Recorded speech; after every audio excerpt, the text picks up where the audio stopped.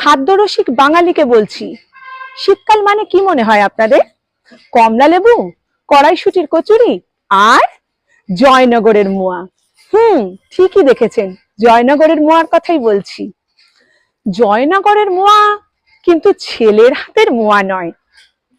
শোনা যায় যামিনী বুড়ো বলে একজন ব্যক্তি প্রায় 1200 বছর আগের কথা, তার জমিতে চাষ করেন কনকচুর ধান, সেখান থেকে তৈরি করেন নিজে হাতে খই, আর খেজুরের রস থেকে তৈরি করেন নলেন গুড়। সেই নলেন গুড় আর কনকচুর ধানের খই দিয়ে কাজু, কিশমিশ, খোয়া ক্ষীর আর ঘিয়ের সমন্বয়ে বানান এক রকমের বিশেষ মিষ্টান্ন। আর সেই মিষ্টান্ন পরিবেশন করেন কার হাতে জানেন কি?